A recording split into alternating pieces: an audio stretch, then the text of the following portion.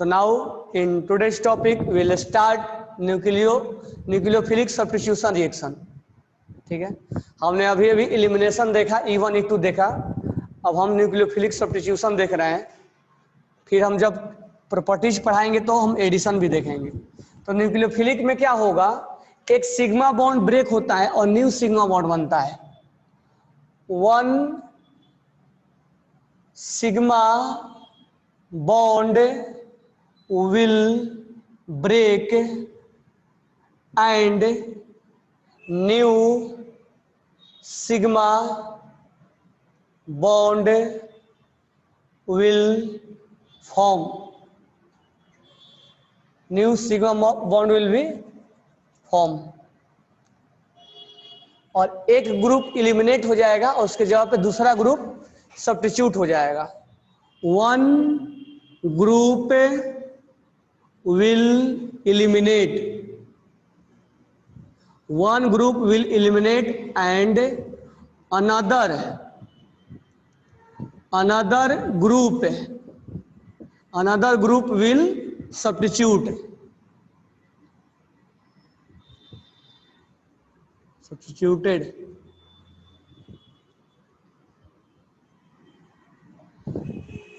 Another group will be substituted.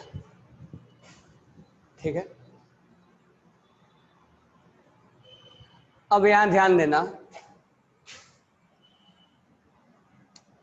हम पहले SN1 का एक रिएक्शन देखते हैं कि क्या है। ठीक है, तो SN1 का हम रिएक्शन देखेंगे। तो एक एग्जांपल्स मैं लिख रहा हूं, CH3I CH3I और हमने यहां लिख लिया H2O 10 डिग्री सेल्सियस। ठीक है, अब इसमें जो प्रोडक्ट बनेगा वो प्रोडक्ट ये बनेगा, यहां पर OH हो जाएगा और यहां पर CH3 हो जाएगा, CH3 हो जाएगा और CH3 हो जाएगा। वहीं हम एलिमिनेशन में इसको हटा के डबल बॉन्ड बनाते थे, लेकिन यहां पर सब्स्टिट्यूशन हुआ। ये जो ग्रुप हुआ ये सब्स्टिट्यूट होके एक नया हट के एलिमिनेट हो गए, उसी के जगह पे एक नया ग्रुप सब्स्टिट्यूट हो गया। One group will be eliminate and other group will be substitute. One sigma bond will be break, ये सिग्मा बॉन्ड टूटेगा। अब है क्या, this one is a leaving group, this one is good leaving group, this one is good leaving group. Leaving group हम उसको बोलेंगे अच्छा जो छोड़ के बाद जाने के बाद अपने आप में स्टेबल फील करे। तो iodine minus, then bromine minus, then Cl minus, then fluorine minus. This one is order of stability. सबसे ज्यादा स्टेबल कौन है, iodine minus, then bromine minus, then chlorine minus, then fluorine minus. इसीलिए good leaving group, good leaving group कौन होगा, जो छोड़ के जाने के बाद अपने आप में क्या फील करेगा, स्टेबल फील करेगा। वहीं एक अच्छा लिविंग ग्रुप एक अच्छा होगा। तो याद रखना, अगर हमें लिविंग ग्रुप के बारे में डिसीजन लेना होगा तो उसको वहां से छोड़ने के बाद उसको हम पता लगाएंगे कि उसमें स्टेबिलिटी है कि नहीं है। अगर उसमें स्टेबिलिटी है तो वो अच्छा लिविंग ग्रुप होगा। इसीलिए फ्लोरीन, क्लोरीन, ब्रोमीन और आयोडीन में आयोडीन एक अच्छा लिविंग ग्रुप होता है। तो ये यहां से छोड़ के जाएगा। क्यों छोड़ के जाएगा, तो यहां से मिलेगा हमें H+ और यहां से OH-। अब होता क्या था, E1 में ये एज ए बेस अटैक करता था, एज ए बेस अटैक करता। अब यहां पर ये पार्शियल निगेटिव है और ये पार्शियल पॉजिटिव है। तो ये जो OH है इसके बैक साइड से यहां आने का अप्रोच करेगा वो, क्योंकि इस प्लस और इस माइनस में क्या होगा, अट्रैक्शन। तो बैक साइड से अटैक करने की कोशिश करेगा, फ्रंट साइड से नहीं करेगा, क्योंकि यहां पर ये बल्की ग्रुप है और बल्की ग्रुप होने की वजह से ये सामने और सामने, क्योंकि ये निगेटिव और निगेटिव क्या करेंगे, रिपल्सन करेंगे। तो ये इसके सामने से अटैक करने की कोशिश नहीं करेगा, जस्ट इसके बैक साइड से अटैक करने की कोशिश करेगा और ये इसको अप्रोच करने की कोशिश करेगा, यहां जाने की कोशिश करेगा। तो स्टेप 1 में होता है क्या, स्टेप 1 में क्या होगा, स्टेप 1 में जो ये है आयोडीन और ये जो CH3 है, CH3 है और CH3 है, जब ये OH इसको अप्रोच करने लगेगा, क्योंकि ये पार्शियल पॉजिटिव और निगेटिव में अट्रैक्शन होगा, तो स्टेप 1 में क्या होगा, फॉर्मेशन ऑफ कार्बोकेटायन SN1 में कार्बोकेटायन इन इंटरमीडिएट, यानी कि इंटरमीडिएट में कार्बोकेटायन बनने लगेगा, तभी ये अपना बॉन्ड छोड़ के बॉन्ड तोड़ देगा और बॉन्ड तोड़ के बाहर निकल जाएगा। ठीक है, इसीलिए जब ये बाहर जाएगा तो इसको हम क्या बोलेंगे, लिविंग ग्रुप है, छोड़ के जा रहा है। अब क्या होगा, ये यहां से इसको तोड़ देगा, जैसे ही तोड़ देगा तो इंटरमीडिएट में अभी यहां से अटैच नहीं हुआ, ये बस कोशिश कर रहा है इसके पास आने की, आया नहीं है, ये इसके पास आने की कोशिश कर रहा है। जैसे ही कोशिश करेगा ये यहां से आयोडीन बाहर निकल जाएगा और this one is called leaving group Lg, this one is called leaving group. और हमें इंटरमीडिएट में कार्बोकेटायन का फॉर्मेशन हो गया, carbocation will form in intermediate. तो स्टेप 1 में कार्बोकेटायन का फॉर्मेशन होता है, वहीं स्टेप 2 में अब यहां क्या होगा, CH3 प्लस CH3 और CH3। अब आप बताओ यहां पर OH as a nucleophile attack करेगा, क्योंकि ये क्या है, न्यूक्लियोफाइल, ये है न्यूक्लियोफाइल, और ये क्या है, electrophile. This one is nucleophile और दिस वन इज इलेक्ट्रोफाइल।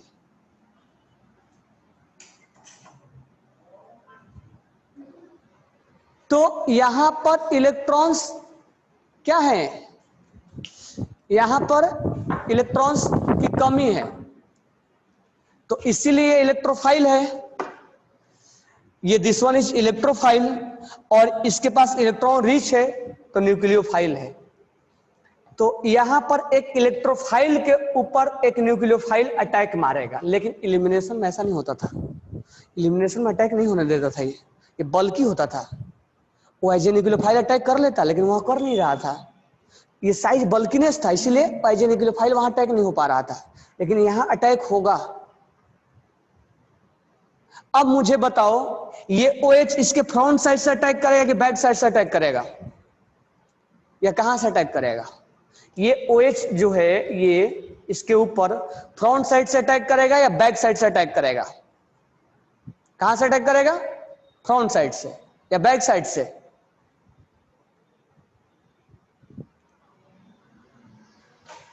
या ऊपर से या नीचे से?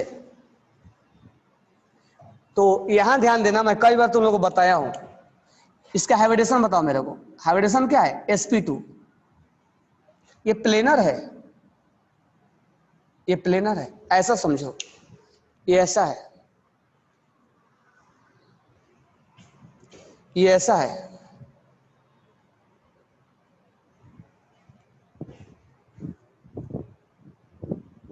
ये ऐसे समझ लो, ये प्लेनर है, बराबर। क्या अब समझ में आया कहां से अटैक करेगा?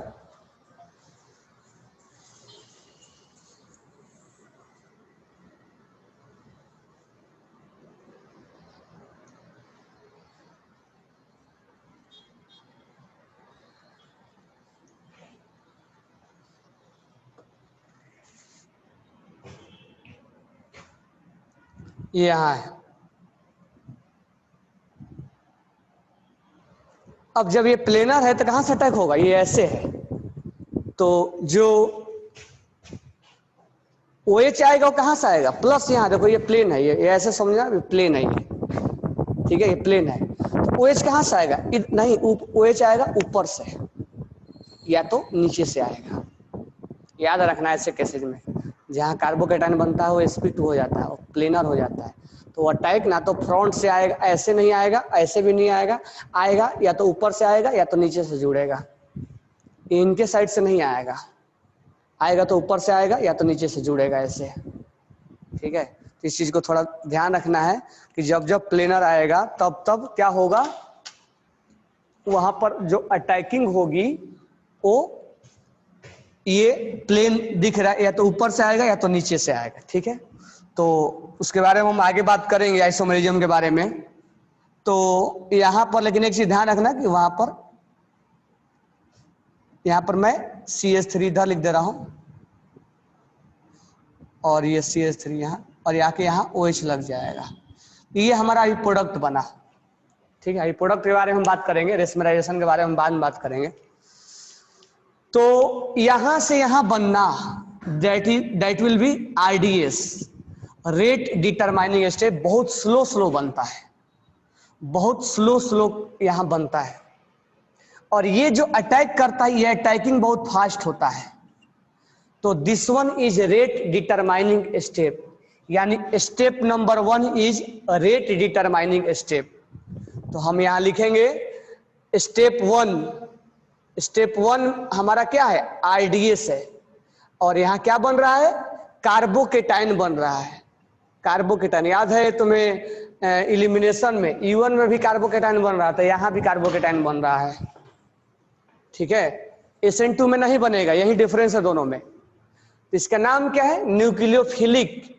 एक न्यूक्लियोफाइल क्या हो गया, सब्स्टिट्यूट हो गया। तो दिस वन इज न्यूक्लियोफाइल, और ये क्या हो गया, आयोडीन को हटा के खुद सब्स्टिट्यूट हो गया। इसलिए नाम से भी क्लियर हो रहा है, न्यूक्लियोफिलिक सब्स्टिट्यूशन रिएक्शन, सब्स्टिट्यूट हो गया, क्लोरीन को हटा के खुद सब्स्टिट्यूट हो गया। हमने लिखा भी है, one group will eliminate and other group will substituted. एक ग्रुप जो है आयोडीन वो निकल जाएगा और दूसरा ग्रुप सब्स्टिट्यूट हो जाएगा। इस सब्स्टिट्यूशन के दौरान जो पहला स्टेप है वो RDS है, धीरे धीरे बनेगा, कार्बोकेटाइन का फॉर्मेशन होगा। और कार्बोकेटाइन का जब जब फॉर्मेशन होगा तो हम क्या इक्वेशन अराइज कर सकते हैं, रेट ऑफ रिएक्शन डिसाइड कर सकते हैं कि कौन सा किसका रेट ऑफ रिएक्शन ज्यादा है। तो हम बोलेंगे अगर 3 डिग्री 2 डिग्री 1 डिग्री अगर कार्बोकेटाइन है, 3 अलग अलग है, तो मुझे बताओ कि 3 डिग्री 2 डिग्री और 1 डिग्री एल्काइल हैलाइड है तो किसका रिएक्शन फास्ट होगा, 3 डिग्री का, 2 डिग्री का, 1 डिग्री का, आप बताओगे इसमें। सेकेंड, हम रीअरेंजमेंट के बारे में सोच सकते हैं, हाँ बिल्कुल सोच सकते हैं, रीअरेंजमेंट के बारे में सोच सकते हैं, कार्बन को रीअरेंज कर सकते हैं, हाँ बिल्कुल कर सकते हैं। उसके बाद हम मेजर और माइनर, तो खैर सब्स्टिट्यूशन के बाद हम यहाँ पर ला देंगे, तो यहाँ पर हम मेजर और माइनर सोच सकते हैं। हालांकि यहाँ मेजर माइनर ज्यादा हम नहीं सोचेंगे, लेकिन यहाँ रेशमिक जरूर सोचेंगे, रेशमिक मिक्सचर। तो इसको आप पहले राइट डाउन करो, उसके बाद हम आगे बढ़ते हैं। अब इसमें सॉल्वेंट कैसे यूज करेंगे, और एक चीज और है कि SN1 में जो न्यूक्लियोफाइल होना चाहिए वो वीक होना चाहिए, स्ट्रांग नहीं होना चाहिए। अगर स्ट्रांग रहे तो एक ही बार तोड़ के एक ही बार जुड़ जाएगा, ये बीच में बनाने का मौका ही नहीं देगा। तो SN1 में जो न्यूक्लियोफाइल होना चाहिए, जो न्यूक्लियोफाइल होना चाहिए वो वीक होना चाहिए। कहीं अगर स्ट्रांग हुआ तो एक ही बार में तोड़ेगा और वहीं जुड़ जाएगा, ये बीच में बनाने का उसको मौका ही नहीं देगा। तो इसमें वीक न्यूक्लियोफाइल होना चाहिए। इसको आप पहले राइट डाउन करो, उसके बाद हम आगे बात करते हैं। Now next point is that कि हमने अगर रिएक्शन ये लिखा आयोडीन CH3, ठीक है, और हमने यहाँ पर H2O ले लिया और थोड़ा सा हीटिंग कर दिया। अब ये रिएक्शन का जो प्रोडक्ट होगा वो यहाँ OH हो जाएगा और ये CH3 हो जाएगा। इसमें तो कोई रीअरेंजमेंट हुआ ही नहीं, तो दिस वन इज SN1। अब बात रहा ये कि हमें तो समझ में आ गया कि एक न्यूक्लियोफाइल इसको हटा के खुद क्या हो गया है, सब्स्टिट्यूट हो गया है। तो जब जब सब्स्टिट्यूट होगा तब तक हम क्या बोलेंगे, न्यूक्लियोफिलिक सब्स्टिट्यूशन। और यहाँ 1 का मीनिंग क्या है, तो हम यहाँ रेट ऑफ रिएक्शन लिखेंगे, रेट ऑफ रिएक्शन लिखेंगे। तो ये इसको अप्रोच कर रहा होगा, ठीक है, तो हम लिखेंगे रेट ऑफ रिएक्शन, लिख लेना आप, इक्वल टू K। अब इसका रिएक्टेंट हम ये मान के चलते हैं कि यहाँ पर केवल पार्टिसिपेशन जो है केवल हम इसको मानते हैं, रिएक्टेंट को मानते हैं, यानी जो अटैक करने वाला होता है उसको हम नहीं मानते हैं।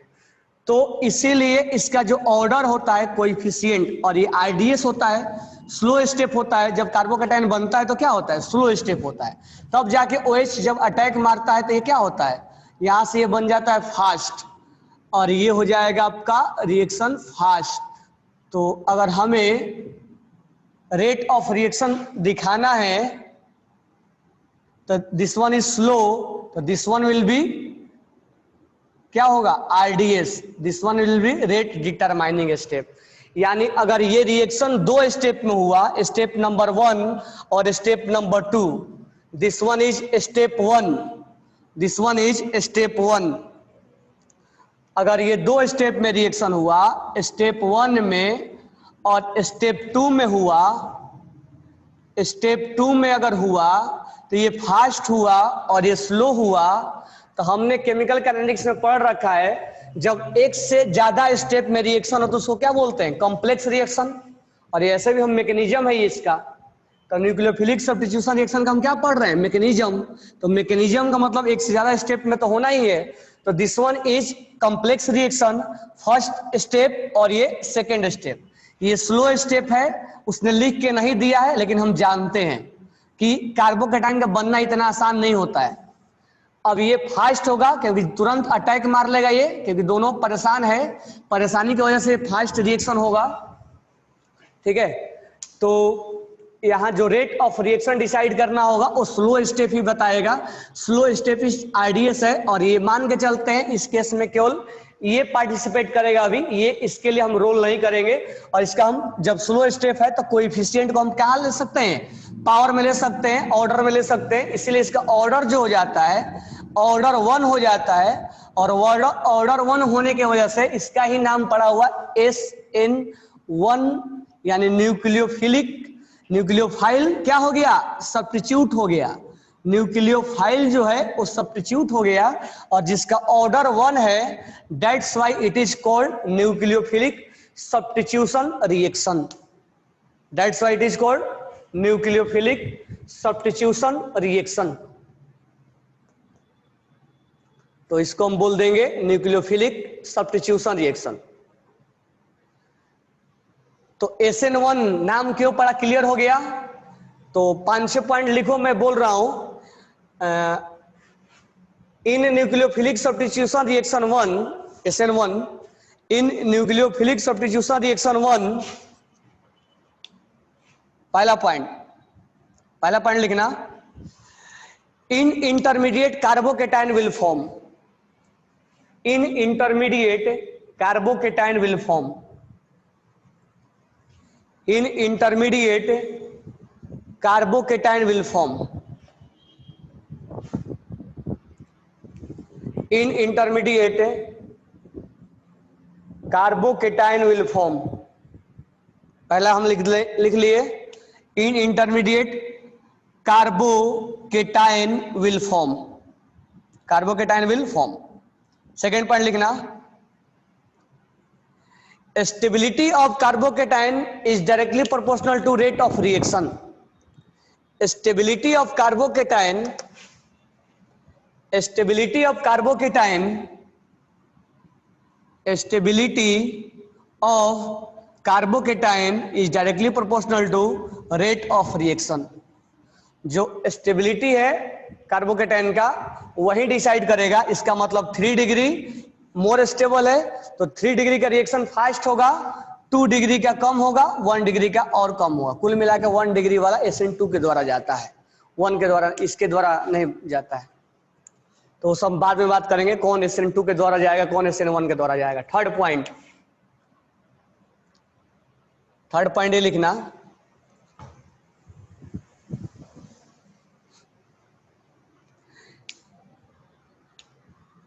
here rearrangement of carbon cation will possible. Here rearrangement of carbocation will possible. Here rearrangement of carbocation will possible. Rearrangement उसका पॉसिबल है। फोर्थ ऑप्शन नहीं, फोर्थ पॉइंट लिखना, carbocation has sp2 hybridization. Carbocation has sp2 hybridization. Carbocation has sp2 hybridization. That means it is planar. That means it is planar. That means it is planar. Then nucleophile will attack from upside, upper side and lower side. That's why nucleophile will attack from upper side or lower side. That's why nucleophile will attack from upper side and lower side. इससे क्या फायदा होता है? इससे हमें racemic mixture के बारे में देखेंगे। हालांकि यहाँ रेशमिक मिक्सचर में कायरल सेंटर देखने के में हेल्प करता है। तो एक R बनेगा, एक S बनेगा, ऊपर से अटैक करेगा, एक नीचे से अटैक करेगा। तो ग्रुप डिफरेंट रहा तो यहाँ ऑप्टिकल आइसोमेरिज्म के बारे में हम सोचते हैं, तो हम सोचेंगे उसके बारे में बाद में, बट कंसेप्ट यहीं से निकल के आता है कि अगर sp2 हाइब्रिडेशन है तो ऊपर से भी अटैक हो सकता है और नीचे से भी अटैक हो सकता है। इसीलिए अगर ये ग्रुप डिफरेंट रहा तो एक कायरल सेंटर बन जाएगा और एक R होगा, एक S होगा। तो इन्वर्जन वगैरह के बारे में हम बाद में बात करते हैं। थर्ड पॉइंट, फिफ्थ पॉइंट लिखना, in SN1 mechanism order is 1. In SN1 mechanism order of reaction is 1. In SN1 mechanism order of reaction is 1. Order of reaction is 1. Order क्या होगा? 1 होगा। Order of reaction is 1 लिख लिए। 6 point लिखना, 6 point, here nucleophile should be mild or weak. Here nucleophile should be mild or weak. कहीं strong नहीं होना चाहिए, नहीं तो इसको बीच में बनने का मौका ही नहीं देगा, तुरंत तोड़ेगा, तुरंत लग जाएगा। तो here nucleophile should be mild or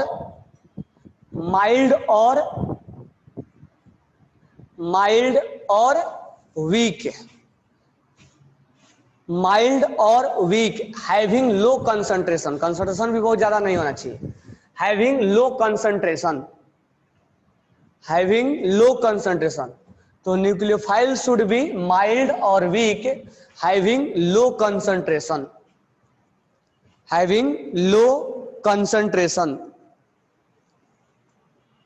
ठीक है।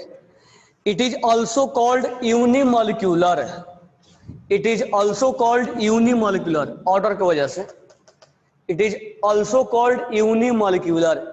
E1 को भी हम यूनिमोलिक्यूलर बोलते थे और E2 को बाईमोलिक्यूलर। तो वहां अगर नहीं लिखोगे तो लिख लेना, E1 इज यूनिमोलिक्यूलर और E2 इज बाईमोलिक्यूलर। मतलब उसमें दोनों पार्टिसिपेट कर रहा था, कहाँ? रेट ऑफ रिएक्शन निकालने में। तो SN1 is unimolecular. Unimolecular chemical kinetics में हमने पढ़ाया है, मॉलिक्यूलरिटी, ठीक है। तो हमने लिख लिया।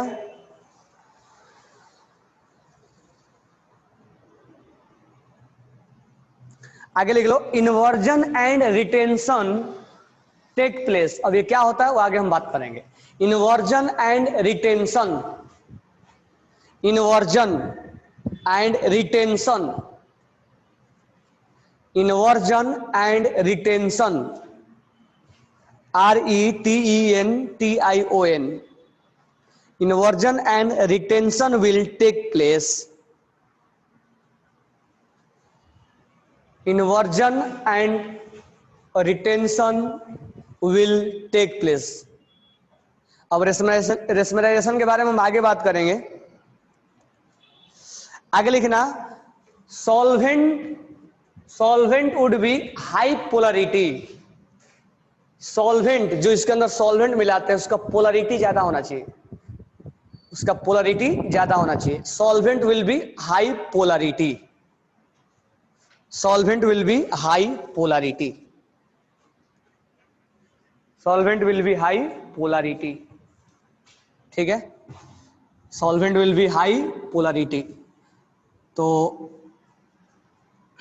एक एल्काइल हैलाइड से अल्कोहल बनाने का एक प्रिपरेशन भी हमारा सामने आ गया कि हम एक एल्काइल हैलाइड से अल्कोहल कैसे बनाएंगे।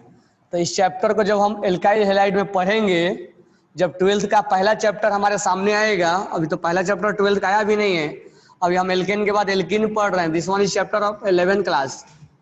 बट जब हमारे सामने वो चैप्टर पढ़ने में टाइम नहीं लगेगा, लेकिन मैकेनिज्म जानना जरूरी है, ठीक है। तो मैकेनिज्म हमें जानना और जरूरी है, बिना उसके जाने उस चैप्टर को अल्कोहल फिनॉल ईथर को पढ़ने में टाइम नहीं लगेगा। बट ये सब मैकेनिज्म जानना जरूरी है, ये नहीं कि हमने चैप्टर पढ़ा ही, चैप्टर तो 10 मिनट के अंदर भी हम पढ़ सकते हैं वो। तो नेक्स्ट ये है न्यूक्लियोफिलिक सब्स्टिट्यूशन। एक मैं एग्जांपल दे रहा हूं आपको। अब मुझे बताओ यहां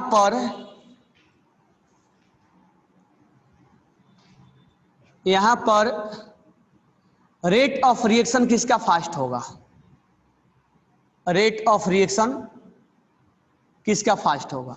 अगर चारों हम रिएक्शन को H2O और 10 डिग्री सेल्सियस पे हीट करते हैं, तो बताओ A, B, C और D में रेट ऑफ रिएक्शन किसका ज्यादा होगा,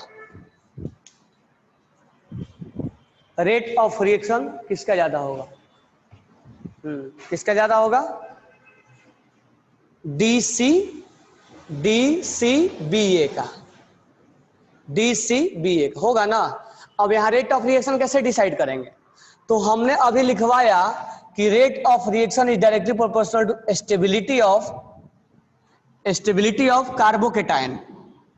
अब ये इस पर अटैक करेगा, ये बाहर निकलेगा I माइनस, ये बाहर निकलेगा I माइनस Br माइनस, ये बाहर निकलेगा F माइनस कार्बोकेटाइन, ये बाहर निकलेगा Cl माइनस F प्लस।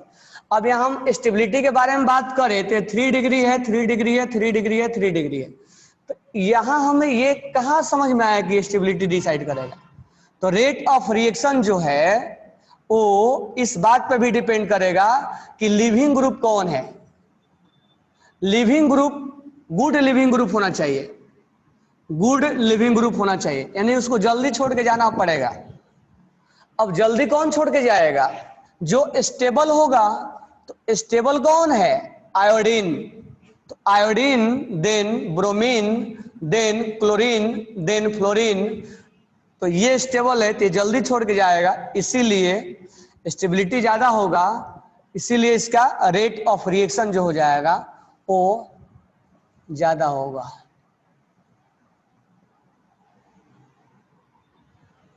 तो rate of reaction will be more, rate of reaction will be more for iodine, ठीक है।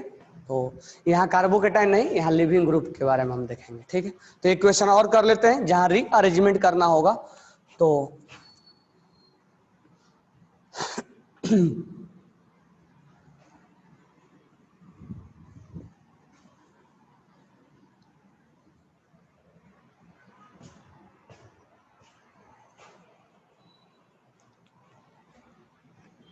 चलो, तो एक क्वेश्चन हम करते हैं। तो क्वेश्चन आप लिखो, CH3H और यहाँ C और आयोडीन लगा देते हैं और यहाँ लगा देते हैं OCH3। अब मुझे बताओ H2O और 10 डिग्री सेल्सियस हीटिंग है। अब मुझे बताओ कि इसका प्रोडक्ट क्या बनेगा, ये आयोडीन है, आप प्रोडक्ट बनाओ इसका। अब मुझे ये बताना, ये भी बताना कि इंटरमीडिएट में कार्बोकेटाइन, तो मैं ये कंफर्म कर दे रहा हूं कि ये SN1 के द्वारा जाएगा।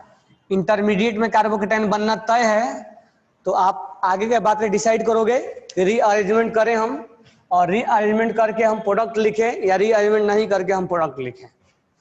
तो जल्दी से आप इसका आंसर करो, मेरे को दो।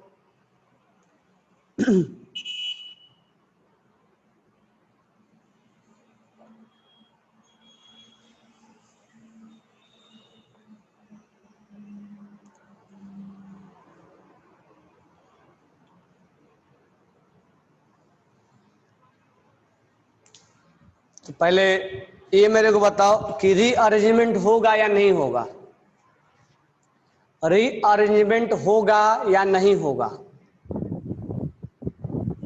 आंसर करो मेरे को कि रीअरेंजमेंट होगा या नहीं होगा। रीअरेंजमेंट होगा। तो CH3 अब यहां क्या हो जाएगा, OCH3 और यहां क्या हो जाएगा प्लस, ये आयोडीन क्या हो गया, सिस्टम से बाहर चला गया। तो इससे पहले हम प्रोडक्ट लिखे, OH अटैक करे उससे पहले इस कार्बन का हम रीअरेंजमेंट कर दें। तो ये यहां चला जाएगा, तो यहां जाएगा, तो यहां पर जाएगा तो ये क्या हो जाएगा CH3 और प्लस यहां पर आ जाएगा हाइड्रोजन, हो जाएगा ना। यहां पर एक और बॉन्ड बनाते हैं, कम है बना सकते, ठीक है। तो ये हमने यहां पर बना दिया कार्बोकेटाइन और ये OCH3, एक और हाइड्रोजन यहां हो जाएगा। अगर हम रीअरेंजमेंट नहीं करें तो क्या सोच रहे हैं हम, कोई किसी ने बोला है कि सर रीअरेंजमेंट नहीं होगा, तो मुझे बताओ क्यों नहीं होगा, रीअरेंजमेंट क्यों नहीं होगा, रीअरेंजमेंट क्यों नहीं होगा। कोई ने बोला है कि रीअरेंजमेंट नहीं होगा, बिल्कुल सही है। देखो यहाँ रीअरेंजमेंट नहीं होगा, तुम्हें लग रहा होगा कि यहाँ से 3 डिग्री बन गया तो रीअरेंजमेंट कर, हमें यहाँ दिख रहा है बैक बॉन्डिंग या रिजोनेंस बोल सकते हो। ये इसके पास लोन पेयर है और इसके पास वैकेंट ऑर्बिटल है, खाली जगह है। ये लोन पेयर इतना इसको तगड़े से प्रोवाइड करेगा कि ये रीअरेंजमेंट का नाम भी नहीं लेगा इसको 3 डिग्री वाला। तो कहने का मतलब ये नहीं कि ये 3 डिग्री जा रहा है तो सर रीअरेंजमेंट कर देंगे, नहीं। यहाँ बैक बॉन्डिंग बनने की वजह से इतना, और एक क्वेश्चन आ भी चुका है, ये जेई में क्वेश्चन आ चुका है, बैक बॉन्डिंग बनने की वजह से यहाँ रीअरेंजमेंट सही नहीं है। तो हमें देखने में लगेगा कि रीअरेंजमेंट होना चाहिए, बट बैक बॉन्डिंग की वजह से rearrangement will be not possible. अब पॉसिबल नहीं है तो प्रोडक्ट क्या होगा, तो प्रोडक्ट हमारा हो जाएगा यहाँ पर CH3 और एक चीज यहाँ पर हाइड्रोजन है, यहाँ पर हाइड्रोजन है और यहाँ पर C और यहाँ OH हो जाएगा और यहाँ पर OCH3 हो जाएगा। तो हमारा प्रोडक्ट ये होगा, ठीक है, नहीं कि हमारा प्रोडक्ट यहाँ OH आएगा। यहाँ वाला OH अगर लगाओगे तो ये प्रोडक्ट नहीं होगा, ये रॉन्ग हो जाएगा। तो here rearrangement will be not possible because here vacant orbital and lone pair and back bonding will be take place, that's why rearrangement will be not possible. Okay, तो बेटर ये होता है कि हमें रीअरेंजमेंट के बारे में भी सोचना है। जैसे कि अब ध्यान दो, एक और थोड़ा सा, अब इस पे कहीं क्वेश्चन घुमा सकता है, घुमाया ही जाएगा कि अब यहां पर ध्यान देना क्वेश्चन कैसे घुमाएगा। जैसे मान लो हमने बोला एग्जाम्पल लिया, अब हम एग्जाम्पल लेते हैं CH3CH और यहां पर हम लेते हैं CH3 और यहाँ H लेते हैं और यहाँ पर C और यहाँ OH लेते हैं और यहाँ C डबल बॉन्ड C,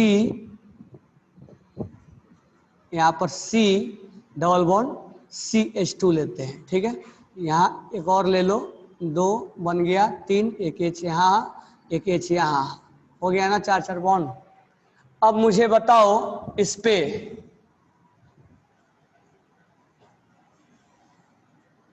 अगर आप अटैक करवाते हो किसका, H2O का, और 10 डिग्री हीटिंग ले लेते हो, तो मुझे बताओ कि यहाँ पर आयोडीन लिख लो या क्लोरीन लिख लो या ब्रोमीन लिख लो। अब मुझे बताओ यहाँ पे कि इंटरमीडिएट में तो कार्बोकेटाइन बनेगा ना, क्योंकि 2 डिग्री है मिनिमम, तो 2 डिग्री बनेगा। तो ये हम मान के चलते हैं कि ये SN1 के द्वारा जाएगा। अब आप इस बात को कंफर्म करो कि क्या रीअरेंजमेंट होगा या नहीं होगा।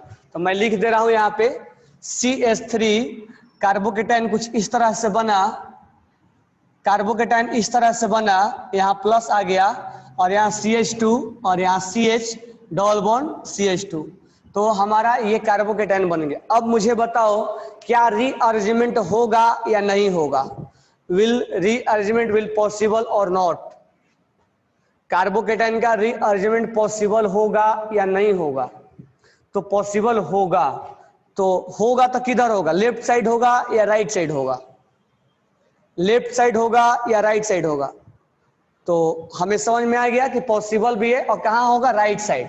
ठीक है, लेफ्ट साइड क्यों नहीं करेंगे, अगर मैं यहां पर करता हूं, ठीक है, तो यहां पर CH2 और CH डबल बॉन्ड CH2 होता है और ये C और C। अगर मैं राइट साइड करता हूं यहां पे, यहां भी कर सकता हूं, यहां भी कर सकता हूं, यहां मैं अगर किया तो ये क्या आ जाएगा, ये हो जाएगा CH2 और ये प्लस H और ये CH2CH और ये डबल बॉन्ड CH2। ठीक है, और इधर क्या हो जाएगा CH3 और ये CH3, बराबर है। अब मेरे को कार्बोकेटाइन तो शिफ्टिंग दिख रहा है, अगला स्टेप में 2 डिग्री है और ये 3 डिग्री बन जाएगा, और ये 2 डिग्री है और इधर जाने के बाद रिजोनेंस दे रहा है, ये डबल सिंगल और नेगेटिव, डबल सिंगल और पॉजिटिव, इधर रिजोनेंस है और इधर हाइपर है, ये CH3 हाइपर देगा ना इसको, तो ये हाइपर से स्टेबलाइज है, ये हाइपर से स्टेबलाइज है और ये रिजोनेंस से स्टेबलाइज है। तो कौन सा स्टेबलाइजेशन ज्यादा बेटर होगा और भारी पड़ेगा, तो कौन सा सुपीरियर होगा, तो रिजोनेंस वाला जो होगा वो भारी पड़ जाएगा। ठीक है, तो एक तरफ हाइपर एक तरफ रिजोनेंस, तो जीतेगा रिजोनेंस। तो हम अपना क्या करेंगे, रीअरेंजमेंट इधर करेंगे, करने के बाद हमारा आंसर अब क्या हो जाएगा, यहाँ OH लग जाएगा, तो हमने इसको बदल दिया इसमें।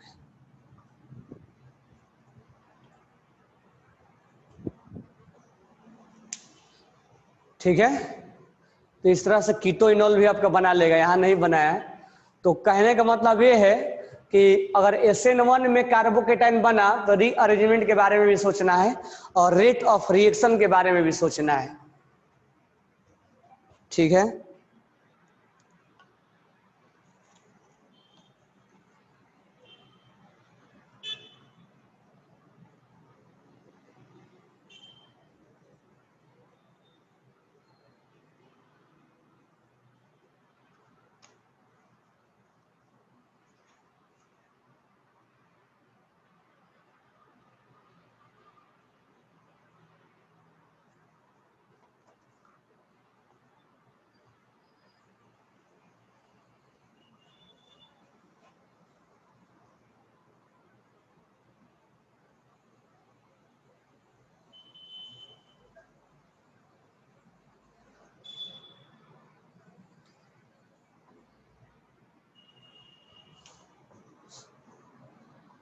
तो now start SN2 reaction mechanism.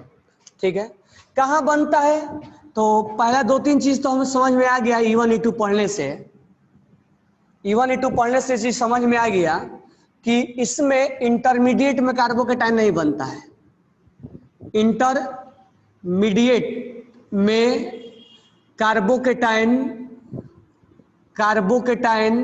का फॉर्मेशन नहीं होता है, carbocation will not form in intermediate in SN2 mechanism.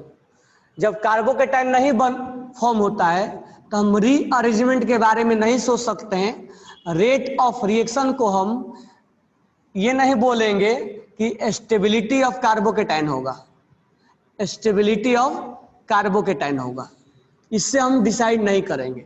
हम यहाँ रीअरेंजमेंट के बारे में नहीं सोचेंगे, रीअरेंजमेंट के बारे में हम यहाँ नहीं सोचेंगे।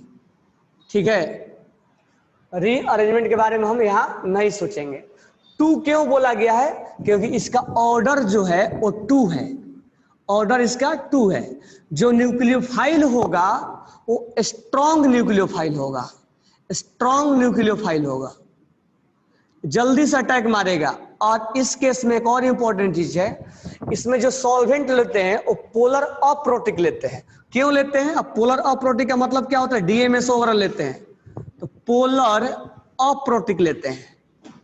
इसके बारे में हम बात करेंगे, पोलर प्रोटिक और पोलर अप्रोटिक। तो पोलर अप्रोटिक के बारे में हम ठीक है, तो इसके बारे में मैं आगे लिखवा दूंगा, DMSO और भी होते हैं, तो उसके बारे में हम आगे बात करेंगे। ऑर्डर 2 हुआ, स्ट्रॉन्ग न्यूक्लियोफाइल हुआ, और पोलर अप्रोटिक लेते हैं, रीअरेंजमेंट के बारे में नहीं सोचते हैं। ठीक है, रेट ऑफ रिएक्शन ज्यादा 1 डिग्री फास्ट देगा, देन 2 डिग्री और देन 3 डिग्री। ठीक है, जस्ट उसके उल्टा होता है, मतलब 3 डिग्री में कुल मिला के SN1 होता है, 3 डिग्री में SN1 में होता है। अब यहाँ हम एग्जाम्पल लेते हैं, यहाँ पर हमने Br लगा दिया। ठीक है, अब यहाँ पर हमने ले लिया CH3 और यहाँ H और H, सेम टू सेम अगर हम लेते हैं H2O और यहाँ पर 10 डिग्री सेल्सियस लेते हैं और हीटिंग करते हैं, तो यहाँ पर हमारा जो प्रोडक्ट बनता है, और प्रोडक्ट भी वैसा ही बनेगा जैसा SN1 में बनाओ या SN2 में बनाओ, यहाँ प्रोडक्ट वही बनेगा। हालांकि रीअरेंजमेंट होने वाला फिर डिफरेंट हो जाता है, लेकिन यहाँ पर अगर बनाना होता तो इसके थ्रू ही बनेगा। अब ये यहाँ पर SN1 mechanism, SN2 mechanism follow हो रहा है। अब ये क्या हुआ होगा, तो स्टेप 1 में हम इसको देखते हैं क्या हुआ होगा। ये पार्शियल पॉजिटिव है और ये पार्शियल निगेटिव है, तो यहां से जो OH माइनस है इसको बैक साइड से अप्रोच करेगा। ठीक है, इसको बैक साइड से अप्रोच करेगा, तो इस Br को ये बैक साइड से अप्रोच करेगा और ये Br अपना धीरे धीरे अपना बॉन्ड तोड़ेगा और ये OH जो है उसी समय से जुड़ता चला जाएगा। ये दोनों काम एक साथ होगा, इसका इलिमिनेट होना और इसका जुड़ना दोनों एक साथ होगा। ये धीरे धीरे बॉन्ड तोड़ता चला जाएगा और ये धीरे धीरे जुड़ता चला जाएगा। एक बार ऐसा होगा कि जैसे ये तोड़ेगा वैसे जुड़ जाएगा, यानी बीच में कार्बोकेटाइन बनने का मौका ही नहीं देगा ये। और यहाँ पर ये क्या हो जाएगा, जो हमने यहाँ लिखा है, तो इसको H इधर लिखना पड़ेगा, H और H, और यहाँ से क्या जुड़ गया, ये OH जुड़ गया, यानी बॉन्ड टूटा होगा तुरंत जुड़ गया होगा। तो सब्स्टिट्यूशन तो समझ में आ गया कि एक nucleophile, this one is nucleophile, ये क्या हुआ, सब्स्टिट्यूट हुआ। लेकिन अगर हम ऑर्डर लिखते हैं, तो ऑर्डर जब हम लिखेंगे, रेट ऑफ रिएक्शन लिखेंगे जब हम, तो हम यहां पर ये लिखेंगे H CH CH3 Br और यहाँ पावर में 1 लेंगे, साथ में ये जो न्यूक्लियोफाइल है इसका भी यहाँ पर रोल है, और ये न्यूक्लियोफाइल का ऑर्डर, क्योंकि यही स्लो होगा और यही इसका रेट ऑफ रिएक्शन को डिसाइड करेगा, और इसका ऑर्डर जो हो जाता है वो ऑर्डर 2 हो जाता है, इसीलिए इसको हम बोलते हैं SN2 मैकेनिज्म। और ये बैक साइड से अटैक करेगा। इसमें इन्वर्जन वगैरह के बारे में, हम रिटेंशन के बारे में बाद में बात करेंगे। तो अभी मेन पॉइंट हमारे लिए क्या है कि इसके इंटरमीडिएट में कार्बोकेटाइन नहीं बनता है, इसके इंटरमीडिएट में कार्बोकेटाइन का फॉर्मेशन नहीं होता है। तो जब नहीं होगा तो हम रेट ऑफ रिएक्शन कैसे डिसाइड करेंगे वो हम बात करेंगे अभी। ठीक है, रीअरेंजमेंट के बारे में हम नहीं सोचेंगे। ऑर्डर क्या होगा, 2 होगा, क्योंकि इसका भी इन्वॉल्वमेंट माना जाएगा। स्ट्रॉन्ग न्यूक्लियोफाइल लेना पड़ेगा, इसमें वीक वाला से काम नहीं चलेगा, क्योंकि उसी समय बॉन्ड को तोड़ना है और इसको जोड़ना है। पोलर अप्रोटिक लेंगे, ये क्यों लेते हैं इसके बारे में हम आगे बात करेंगे। अब हमें कैसे समझ में आएगा कि ये SN2 के द्वारा जाएगा, SN1 के द्वारा जाएगा। तो वहीं हमारे पास फिर से, अगर कार्बोकेटाइन स्टेबल है तो 1 के थ्रू जाएगा, अगर नहीं है तो 2 के द्वारा जाएगा। और दूसरा, इसमें जो ये होना चाहिए, जो ग्रुप लगा होना चाहिए, क्योंकि बैक साइड से अटैक हो रहा है, तो ये जो होता है बल्कि ग्रुप नहीं होना चाहिए, नहीं तो ये अटैक होगा ही नहीं। तो इसमें जो होना चाहिए वो बल्कि, यानी स्टेरिक हिंड्रेंस कम होना चाहिए। SN2 में स्टेरिक हिंड्रेंस क्या होना चाहिए, लेस स्टेरिक हिंड्रेंस होना चाहिए, बहुत बल्कि ग्रुप नहीं होना चाहिए। अब देखो 3 डिग्री में अगर हम बात करें, 3 डिग्री में बात करें तो यहां पर बल्कीनेस ज्यादा है, तो कुल मिला के ये भी बोल सकते हो कि कार्बोकेटाइन स्टेबल होना चाहिए। देखो यहाँ बल्कीनेस ज्यादा है, तो ये OH इधर बैक साइड से कम अटैक मारेगा, जबकि ये हाइड्रोजन छोटे छोटे हैं, तो इसलिए बल्कीनेस कम होने की वजह से यार आसानी से इधर अप्रोच कर लेता है। तो यहाँ स्टेरिक हिंड्रेंस कम होना चाहिए, जबकि SN1 में स्टेरिक हिंड्रेंस ज्यादा होता है। तो कुल मिला के हम कार्बोकेटाइन पे भी देख लेंगे कि कार्बोकेटाइन अगर स्टेबल है तो SN1 के द्वारा जाएंगे, अगर कार्बोकेटाइन स्टेबल नहीं है तो हम SN2 के द्वारा जाएंगे, या बल्किनेस चेक कर लेंगे, स्टेरिक हिंड्रेंस चेक कर लेंगे। अगर स्टेरिक हिंड्रेंस कम है तो हम SN2 के द्वारा जाएंगे। ठीक है, तो एक SN1 और SN2 में क्या डिफरेंस आया? तो पहला डिफरेंस ये आया कि इसमें कार्बोकेटाइन का फॉर्मेशन नहीं होता है, इसका जो ऑर्डर होता है 2 होता है। इसमें स्ट्रॉन्ग न्यूक्लियोफाइल लेते हैं, पोलर अप्रोटिक सॉल्वेंट लेते हैं, जो सॉल्वेंट लेंगे पोलर अप्रोटिक सॉल्वेंट लेते हैं। रीअरेंजमेंट के बारे में हम नहीं सोचते हैं। ठीक है, अब इन्वर्जन के बारे में और इसके बारे में हम देखेंगे, तो 1-2 पॉइंट इसमें और लिख लेना आप।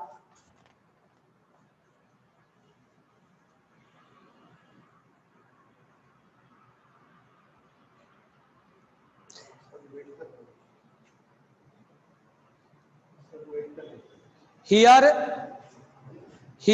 SN1, here SN2 has complete inversion. Here SN2 has complete inversion. Here SN2 has complete inversion. Okay, तो अब नेक्स्ट क्लास में